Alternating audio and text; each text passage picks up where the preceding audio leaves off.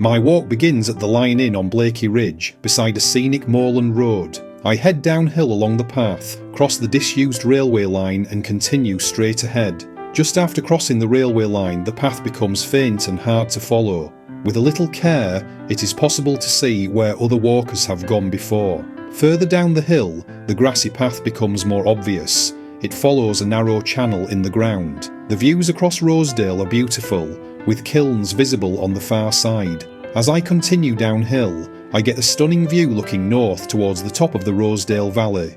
The open landscape stretches far into the distance.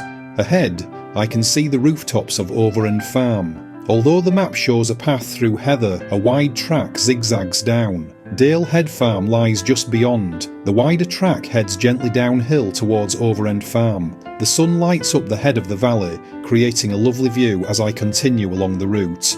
Walking through Overend Farm, the landscape opens out into green countryside. The full walk today is about 8 miles in total, or roughly 12 3/4 kilometres. Looking back at Hollinbush Farm on the way to Moorland's farm, the view is striking. I expect this circular walk to take around 4 hours in total. A narrow road leads from Moorland's farm down to Daleside Road. It is labelled Track on the Ordnance Survey map to avoid confusion with the road of the same name. Looking east from Daleside Road, the view across the valley is impressive. The iron and stone kilns stand clearly on the far side among the heather and bracken. Daleside Road is wide and mostly dry underfoot. There are a few boggy patches, but nothing too difficult. A fallen tree makes a good place to stop for coffee. From the track, the Rosedale stone kilns come into view. 16 large arches stretch across the hillside, forming one of the valley's most dramatic historic features. From this point, I can see the Rosedale iron kilns on the left and the Rosedale stone kilns on the right. Both are reminders of the area's industrial past. As I approach High House Farm, the grassy route becomes a stone track. The firmer surface makes for easier walking as I continue towards the farm. Looking back towards Hall House near High House Farm, the views remain beautiful.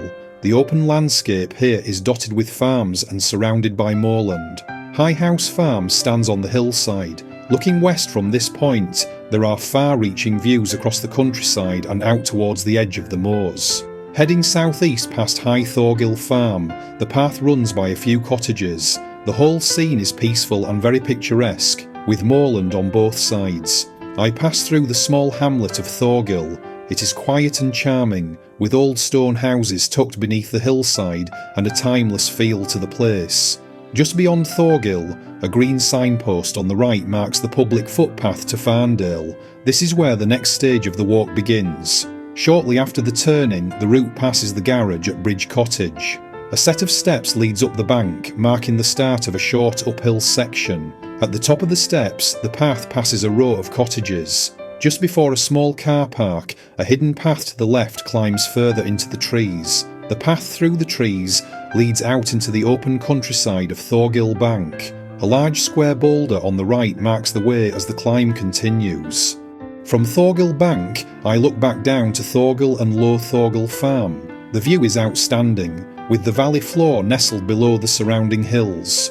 The final climb out of Rosedale up to the old railway line is steep and hard work. This part of the walk takes more effort than the earlier sections. At the top, the reward is a breathtaking view across Rosedale. It stretches for miles and is one of the highlights of the entire Blakey Ridge walk. Sheriff's Pit sits beside the old railway line. An information board explains how this deep shaft was once used to extract ironstone during the railway's working days. The dismantled railway line is easy to follow. It is wide, level and peaceful. The views to the right across Rosedale make this stretch especially enjoyable. Another board near Blakey Junction provides more history. This is where I leave the line, turning left for a short walk to the Little Blakey car park. After crossing the road, I join part of the Esk Valley Walk. It runs just above the road and offers more open views as the walk nears its end. From a point just above Round Crag, there are wide views down into the Farndale Valley. The scene is peaceful, with hills and woodland in every direction. The approach to the Lion Inn brings a feeling of arrival. Everything you need to know about this walk is on my website. I will add a link in the comments. The Lion Inn is a historic pub built between 1553 and 1558. At 404 metres above sea level, it is the 4th highest in England. The Lion Inn is popular with walkers and cyclists. It lies on routes like the Coast to Coast and Lyke Wake Walk. It has also featured in the BBC series Top Gear.